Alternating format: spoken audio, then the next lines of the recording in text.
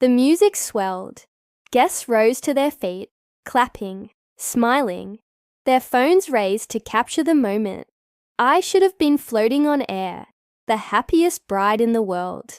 But as I stepped into the grand hall in my white gown, bouquet trembling in my hands, I saw it, my brother's face.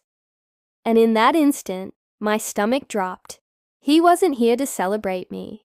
He was here to destroy me. Before I tell you exactly what happened that night, let me know in the comments where you're watching from. And hit that like button if you believe that family can sometimes be our greatest enemy. Because this story isn't just about a wedding. It's about betrayal, strategy, and a plan I never wanted to use, but had prepared all along. If you've ever been betrayed by the one person you thought you could trust, then you'll understand every word I'm about to say. Stay with me, because what happened on that day shocked not just my guests, not just my groom, but an entire community. And the way I turned the tables on my brother, it wasn't luck. It was precision. My name is Sarah Morgan. At 29 years old, I wasn't naive about life. I had worked hard to build myself up. Career, friends, and finally love. I was marrying Daniel, a man whose loyalty and patience had carried me through storms. He wasn't just a groom. He was my anchor. But where there is light, there are shadows. And mine was cast by my brother, James. Older by 3 years, James had always carried an invisible chip on his shoulder. Maybe it was the fact that I succeeded where he stumbled. Maybe it was because our parents, though never unkind, held me as the responsible one. Whatever the reason, James never clapped when I achieved something. He only measured how far behind it left him. Still, he was my brother, blood. I kept inviting him back into my life, even when I knew better. I thought a wedding might soften his heart. Foolish, I know. The days leading up to the ceremony were chaos. Dress fittings, caterers, floral arrangements. But what I didn't realize at the time was that James was orchestrating a plan of his own. He had no intention of toasting to my happiness. He was coming with fire in his hands. The wedding venue was breathtaking. An old restored manor with vaulted ceilings, golden chandeliers, and rows of white roses lining the aisle. I can still smell the wax from the candles, hear the soft shuffle of silk gowns, the distant hum of the quartet. It was perfect, almost too perfect. Guests gathered, whispers of anticipation floating like mist. My father adjusted his tie nervously. My bridesmaids fussed over my veil. And then I caught a glimpse of James at the far end of the hall. He wasn't smiling. He wasn't clapping. He was whispering to someone. Eyes darting toward me, then away. A knot formed in my chest. Something was wrong. You might be wondering, what kind of brother ruins his sister's wedding? What kind of man chooses spite over family? That's what I used to wonder too. But I had seen enough signs in the weeks before to know that James was not coming to bless me. He joked too often about hoping the groom shows up. He dropped comments at rehearsal dinner like, "Are you sure Daniel's ready for this? Marriage changes men." And worst of all, he'd cornered me 2 nights before and said, low and cold, "You think you're smarter than me, Sarah. Just wait. You'll regret shutting me out." That night, I couldn't sleep. I sat at my desk, pen in hand, writing in my leather-bound journal. A soldier always has a plan, I told myself. Life had taught me one truth. When betrayal comes, you don't beg, you prepare. So I made my plan. Quietly, carefully. Not even Daniel knew. The organ started, the doors opened. My father took my arm, and as I walked down the aisle, every guest's eyes were on me. Everyone except James. His head was bowed, his lips curled, his hand clutching something in his pocket. A letter, a phone, evidence. My mind raced, but I didn't falter. That's when I knew. Today wasn't going to be a simple wedding. It was going to be a battlefield. The aisle felt endless, every step heavier than the last. My father's hand was steady on mine, but my pulse hammered so hard I could hear it over the music. Guests leaned in, smiling, some with tears in their eyes. And yet, I couldn't shake the sense that I was walking straight into a trap my brother had set. His gaze followed me, sharp, calculating, not a trace of brotherly warmth. I knew that look. It was the same one he used when we were children, just before he tipped over the chessboard because he couldn't handle losing. Daniel was waiting for me at the altar. His smile calmed me for a moment. His dark suit, his eyes filled with steady devotion. He was everything right in my life. When I reached him, he squeezed my hand, grounding me. But just behind his shoulder, I caught the sight of James shifting in his chair.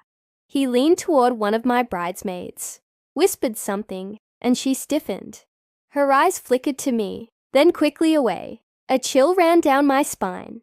The officiant began to speak. Words of love, union, faith.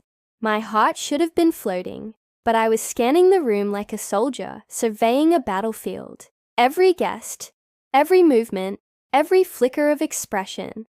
Then I noticed it. James had slipped a folded piece of paper into the groom's best man's hand. Subtle, almost invisible, but I saw it. My stomach twisted. What was he planning? A lie? A rumor? Something meant to humiliate me before everyone I loved. I thought back to 2 nights before the wedding. James had cornered me in the kitchen of my parents' house. The lights had been low, and the smell of cinnamon rolls lingered in the air. He leaned against the counter, smirking. "Do you really think you deserve this, Sarah? Daniel, the big wedding, all these people clapping for you." I stared at him, tired of the years of resentment. "It's not about deserving, James. It's about love." He laughed bitterly. "Love? That's what you're calling it. You've always been the golden child. And now you're about to marry into a family with money, with power. Don't pretend this isn't your biggest victory lap." I should have walked away, but something in his tone froze me. "What are you planning?" I asked quietly. He leaned close, his breath warm with whiskey. "Let's just say, when you walk down that aisle, the world's not going to see the Sarah they think they know. They'll see the truth, and you'll regret ever turning your back on me." That night, I couldn't sleep. I sat at my desk with a lamp burning low, staring at the blank page of my journal. Every instinct screamed that James wasn't bluffing, and so I began to write. Not vows, not prayers, but strategy. If my brother wanted to turn my wedding into a war zone, then I would fight with precision. Back in the ceremony, the officiant invited us to speak our vows. My hands trembled as I unfolded my small card. Daniel went first, his voice warm, full of promises and hope. Guests dabbed their eyes, hearts melting at every word. When it was my turn, I began softly, my voice almost catching on the first line. "Daniel, from the moment I met you, I knew." But then, in the corner of my eye, I caught movement. James had stood up. Gasps rippled through the crowd. The officiant froze mid-breath. My father stiffened, and I knew it was happening. James was about to strike. He raised his voice, cutting through the silence like a blade. "Before this farce goes any further, everyone here deserves to know who my sister really is." The room erupted in shocked murmurs. My chest clenched, but my face remained composed. Guests turned toward him, eyes wide, waiting. James held up the folded paper, shaking it dramatically. "I have proof," he declared. "Proof that she's been lying, that this marriage is built on deceit." My bridesmaids gasped. Daniel's brow furrowed, confusion and hurt flashing across his face. The officiant tried to intervene, but James ignored him, striding toward the altar, waving the paper like a weapon. Every part of me wanted to scream, to demand he stop, but I remembered the plan.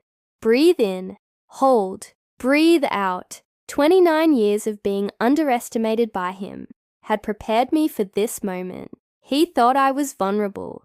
He thought he could corner me in front of everyone I loved. What he didn't know was that I had already set the stage.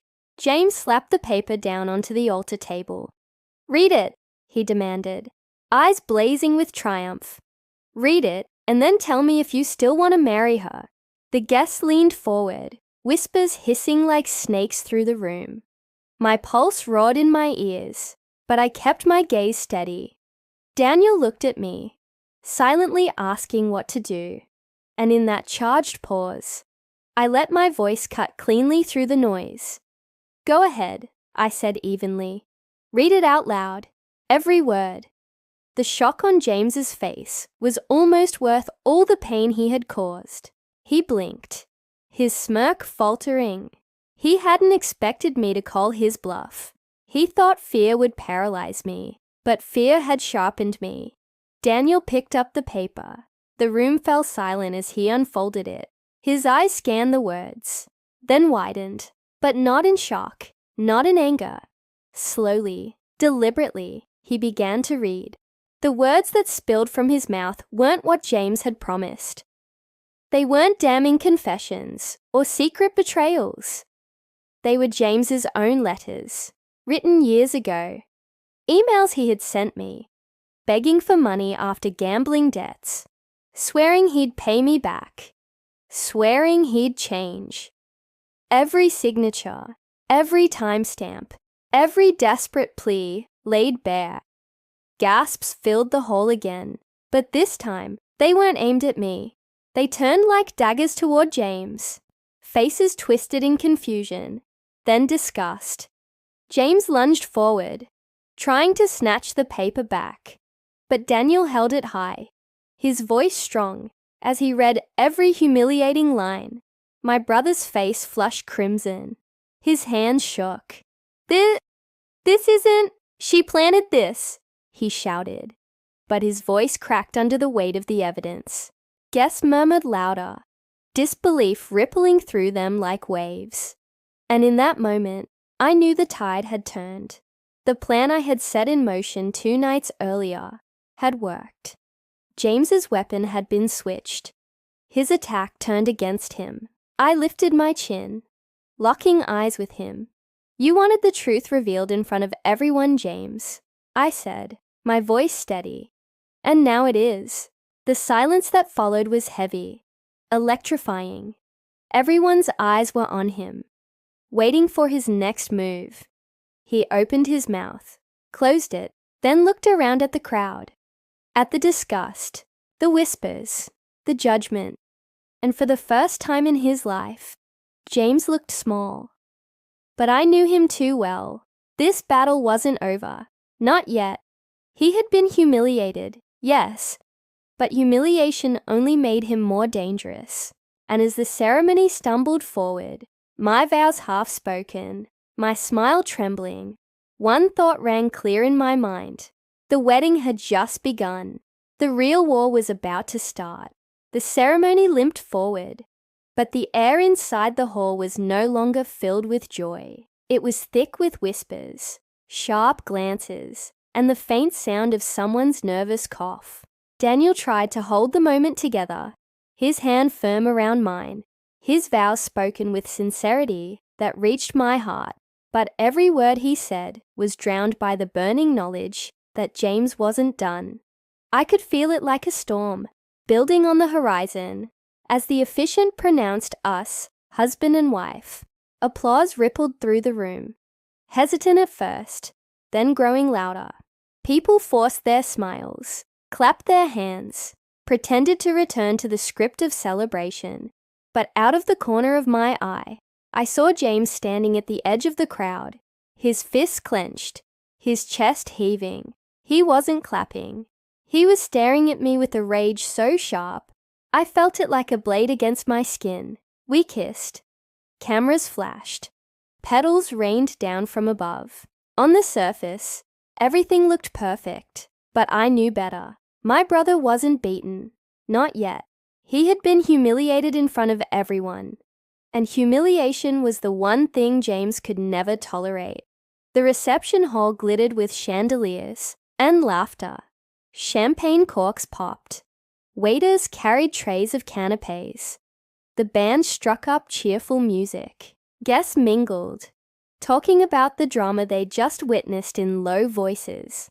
Eyes darting to James, who lingered in the shadows near the bar. My bridesmaids whispered to me as we entered, their voices urgent.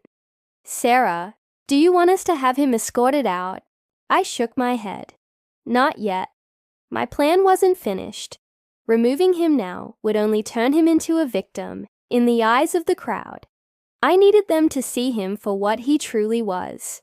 I needed him to destroy himself, completely. Daniel and I took our seats at the head table, our names in golden calligraphy on the backdrop behind us. Guests lined up to congratulate us, offering hugs and warm wishes. But even as I smiled and thanked them, my eyes kept flicking to James. He was moving now, weaving through the crowd, a glass of whiskey in his hand. His smile stretched too wide, too forced. Then came the toasts. The best man spoke first, heartfelt and charming. Then my maid of honor, her voice trembling with emotion. And then, before the officiant could move on, James stood. The microphone was in his hand before anyone could stop him. A hush fell over the hall. Every eye turned toward him. My heart thudded once, hard. Here it was. "My sister?" James began, his voice smooth, practiced, like a man auditioning for sympathy. What a day, huh? A fairy tale. Perfect dress, perfect groom. But let's not pretend everything here is perfect. A ripple of discomfort moved through the crowd. He smiled, tilting his glass. Because the truth has a way of sneaking in, doesn't it, Sarah? Daniel tensed beside me, his hand gripping mine under the table. I kept my expression calm, though inside, every nerve screamed. James went on, his voice rising. "You see, what my dear sister hasn't told you all is that while she stands here in white, she's not as innocent as she looks. I could tell you stories." He was cut off by a voice from the crowd. "Stories like how you begged her for money." It was Daniel's cousin, his voice loud, biting, dripping with sarcasm. Laughter rippled through the hall, sharp and sudden. James froze, his face flickering from confidence to panic. I seized the moment. I rose slowly from my chair, my gown whispering against the floor. The microphone was still in his hand, but the room's attention was already shifting. I spoke without needing amplification, my voice clear and steady. "My brother is right about one thing," I said.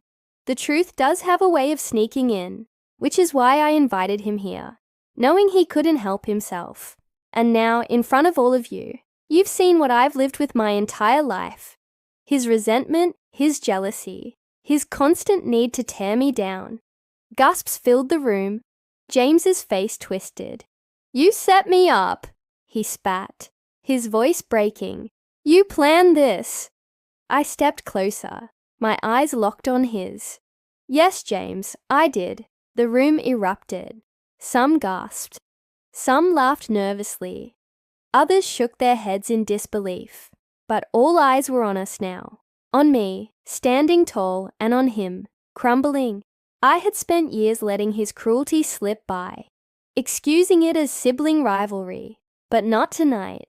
Tonight, I was done playing his game. Tonight, I had rewritten the rules. James slammed the glass onto the table, shards scattering. "You think you've won?" he hissed, his voice ragged. "This isn't over." He stormed toward the exit, his shoulders rigid, his face flushed with fury. But I knew him. He wouldn't leave. Not really. He'd circle back, desperate for another strike. And when he did, I'd be ready. Because what James didn't know was that my plan went deeper than a switched envelope or a clever speech. My plan had been years in the making, and tonight was only the beginning of his unraveling. The night carried on. but the mood of the reception was poisoned. Guests tried to smile, tried to dance, but their eyes kept flicking toward the doors, half expecting James to burst back in. The band played on, their cheerful notes clashing with the tension in the air. Daniel leaned close to me, his voice low. "Do you want me to have him barred from coming back in?" I shook my head. My heart was heavy, but my mind was sharp. If he leaves quietly, people will pity him. He won't let that be his last act tonight. He'll be back, and when he comes, I want everyone to see exactly who he is. Daniel searched my face, worry in his eyes, but he knew me well enough not to argue. As guests mingled again, I felt myself drift back into memory. The truth was, this night didn't begin here. It had begun years ago, long before the white gown and the golden chandeliers. It had begun when we were children. James and I had been inseparable once. Summer afternoons in our small backyard, climbing trees, chasing each other until the sun went down. But even then, I saw it. The flare of anger when I won a race. The storm in his eyes when I got praised for good grades. He wanted to love me. Maybe part of him did. But his pride wouldn't let him forgive me for succeeding where he failed. I remembered one birthday. I must have been 9, him 12. Our parents gave me a small silver locket, engraved with my initials. He got a new soccer ball. I loved mine. He wanted mine. That night, while everyone slept, he crept into my room, took the locket, and hid it. I found it weeks later, buried in the garden, the chain broken. He never confessed. He didn't need to. His smirk told me everything. That smirk, the same one I saw tonight, before he stood to ruin my vows. It was the same expression of a boy who hated being second. Only now, he was a man, and his weapons were sharper. The clink of a glass jolted me back to the present. My maid of honor tapped her spoon against her champagne flute, ready to invite guests to the dance floor. Couples rose, laughter returning in cautious waves. Daniel and I took to the floor, his arms steady around me as the music softened into a waltz. For a moment, I let myself breathe. For a moment, I felt like maybe, just maybe, this could still be the wedding I had dreamed of. Then the doors slammed open, every head turned. James strode in, his suit jacket gone, his shirt wrinkled, his eyes wild with alcohol and fury. He carried something in his hand, a small black folder. My chest tightened. I knew that folder. He had threatened it before, in hushed warnings and smug taunts. One day, he had told me months ago, "I'll show the world the truth about you, about your precious reputation." He staggered into the center of the dance floor, cutting off the music. His voice rang out, loud and venomous. "You all think she's perfect, the perfect bride, the golden child. But you don't know her like I do." He held the folder aloft, shaking it like a prize. "I have proof. Proof she's not the saint she pretends to be.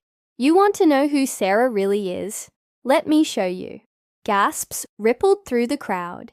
Daniel moved protectively in front of me, but I touched his arm, stopping him. My pulse was steady now. This was the moment I had anticipated. James yanked open the folder, pulling out papers, waving them at the crowd. "Here," he shouted. "Her secrets, her mistakes." He fumbled with the first page, unfolding it with trembling hands. But when his eyes scanned the paper, his voice faltered. His face drained of color. Because it wasn't my secret in that folder. It was his. Whispers broke out as guests craned their necks to see. Daniel's cousin snatched one of the sheets from James's hand, reading aloud. Bank statements, credit cards maxed out, gambling debts, loans under fake names. The room erupted in murmurs, sharp and cutting. Heads turned toward James, not me. He shook his head violently. No, this isn't right. She switched them." His voice cracked. Desperation spilling out. She planted this. I stepped forward, my gown gliding across the floor like armor. You wanted to expose me, James, I said calmly, my voice carrying across the stunned hall. But the only thing you've exposed tonight is yourself. The crowd's whispers turned to judgment. Aunts, uncles, family friends, faces that once adored him, now twisted in disappointment. Some shook their heads. Others whispered his name like it was poison. James dropped the folder, papers scattering like snow across the polished floor. His eyes darted wildly, searching for an ally, for anyone to believe him, but no one moved. No one spoke. He was alone. He let out a strangled laugh, the sound of a man cornered. You think this is over, Sarah? You think one night changes everything? You'll regret this. He pointed at me, his finger trembling, his voice hoarse. I swear, you'll regret this. And with that, he shoved past the crowd and stormed out again, leaving behind a trail of whispers and silence. I stood there, my chest rising and falling, the weight of years pressing down on me. The plan had worked. I had turned his sabotage into his undoing. But deep down, I knew this wasn't the final battle. James wasn't the kind of man to walk away defeated. Not forever. And as I looked around at the scattered papers on the floor, the evidence of his downfall, a thought chilled me to my core. He had nothing left to lose, and that made him more dangerous than ever. The music never truly recovered after James's second outburst. The band played, but the notes fell flat. Guests tried to laugh, to dance, but the shadow of what had happened clung to the hall like smoke. My smile was painted on, my body moving through the motions of celebration. But inside, I was on high alert. I knew my brother too well. He wouldn't let tonight end with whispers and humiliation. He would come back, and when he did, it would be his final strike.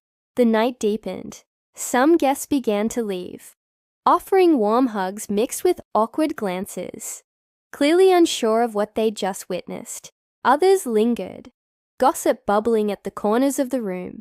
Daniel never left my side. He kept his hand on mine, steady and strong, but his eyes searched me. Sarah, he whispered, I don't like this. He's not done. I can feel it. I know, I said softly. But neither am I. It was nearly midnight when it happened.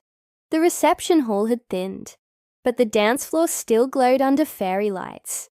I was standing near the cake, smiling for photos, when the doors creaked open again. A hush spread like wildfire, and there he was, James. But this time, he wasn't drunk and disheveled. He was cold, deliberate, his shirt pressed, his hair combed back, his face carved into a mask of control. And in his hand wasn't a folder or a glass. It was a microphone. He walked calmly to the center of the room, ignoring the gasps, ignoring Daniel stepping forward. Don't, I said quickly, gripping Daniel's arm. Let him speak. James lifted the mic, his voice smooth, venom hidden behind a practiced calm. Ladies and gentlemen, he began, I owe you an apology. Tonight has not gone how I planned. Emotions got the better of me. But I can't leave without telling you the full truth about my sister. The crowd stirred, torn between curiosity and discomfort. Some guests leaned closer, unable to resist the promise of scandal. She has spent years painting herself as the perfect daughter, the perfect bride. James went on. But what you don't know, what none of you know, is that she has secrets. Real secrets. And I have proof. Proof she hoped would never see the light of day. He reached into his jacket and pulled out a small flash drive, holding it high. Gasps rippled through the room. Everything is here. Emails, documents, photos. Evidence that Sarah Morgan isn't who she says she is. That her marriage, this very marriage, is built on lies. I felt the blood drain from my face. For a moment, the room swayed around me, because I knew exactly what was on that drive. Or rather, I knew what he thought was on it. Months ago, he had boasted to me in one of his drunken rants about having files that would ruin me. He never knew I'd anticipated this, that I had already acted. James plugged the drive into the reception hall's projector laptop. The screen behind us flickered, the crowd holding its breath. He clicked open the first folder, his smile sharp with triumph. "Here," he said. "Here's the truth." The screen lit up with a video. But it wasn't me. It was him. The footage was grainy but clear.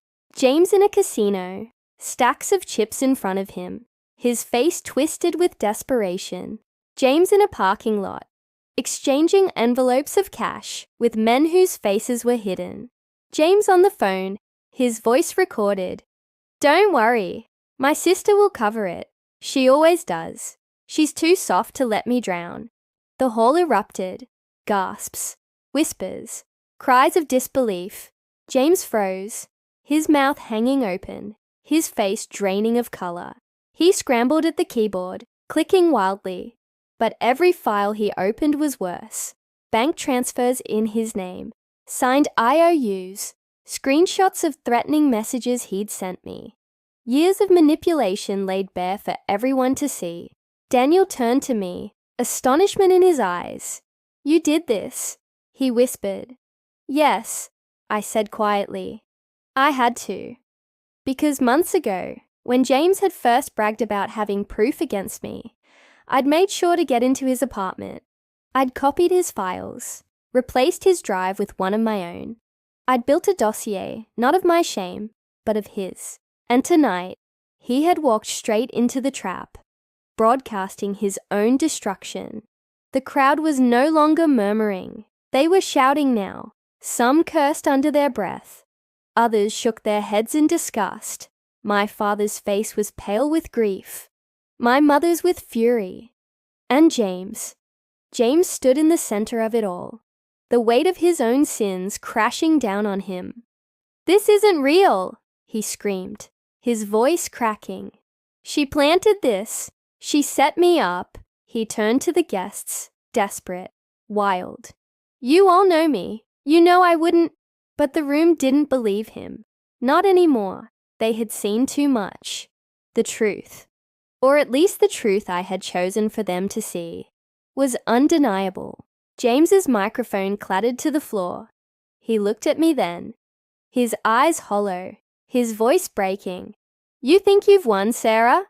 he whispered, barely audible. "But you've lost too. Because after tonight, there's no family left." He stumbled back, then fled through the doors into the night. Silence fell, heavy, final. I stood there, my breath sharp in my chest, my gown heavy against my skin. I had won. I had defended my wedding, my name, my future. But his last words cut deeper than I wanted to admit. Because he was right. There was no family left, only ashes where love had once been. Daniel's arm wrapped around me, pulling me close. His voice was steady in my ear. "You did what you had to. You saved us." I closed my eyes, leaning into him. Saved, yes. But at what cost? The hall was silent after James's exit. The only sound, the faint hum of the projector, still glowing behind me. Guests stood frozen, their glasses half raised, their conversations cut short. All eyes were on me, waiting, measuring. I could feel the weight of their judgment, but more than that, I felt the weight of my own choices pressing against my chest. Daniel squeezed my hand and raised it gently. Like a signal to the crowd, his voice was calm, steady, anchoring the chaos. "Ladies and gentlemen, tonight was meant to celebrate love. We didn't plan for drama. But sometimes the truth arrives, whether we want it to or not." My wife stood her ground. She protected what matters. And that's what this marriage will be built on. Honesty and strength. His words shifted the air. The guest, uncertain, slowly began to clap. First polite, then warmer, then filling the hall with sound. The band, as if waking from a spell, struck up a soft melody again. Slowly, life returned to the room. But even as laughter bubbled and glasses clinked, I knew the night had changed me forever. Later, when the guests had gone and the hall stood empty, I wandered through the remnants of the celebration.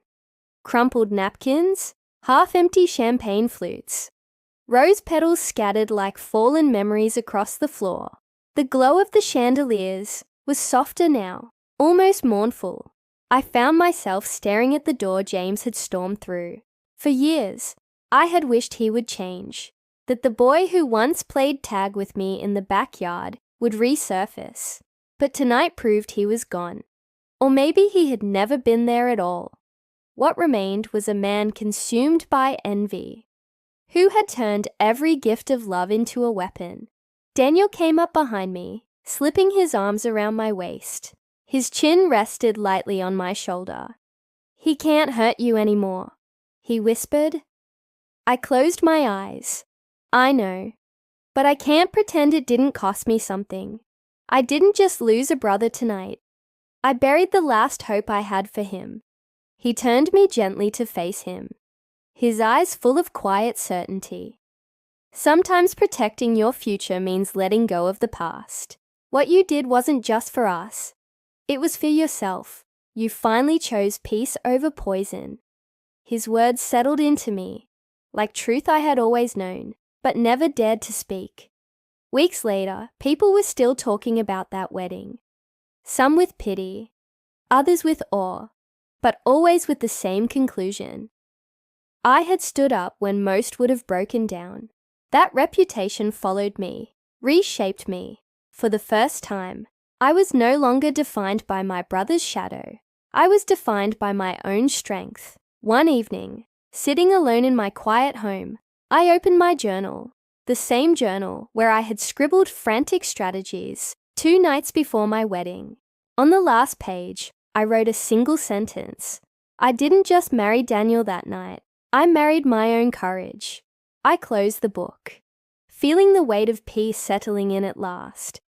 If you've ever had to face betrayal from the person closest to you, if you have ever stood your ground even when your voice shook, then you already know this truth. Sometimes the hardest battles are not fought in war zones. They're fought at dining tables, at weddings, in living rooms.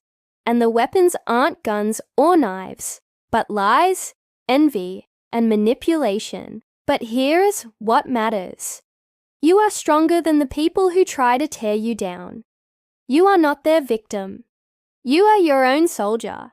If this story struck something in you, hit that like button to stand with me. In the comments, write, "I choose peace," to show that you believe strength isn't just about revenge. It is about reclaiming your future.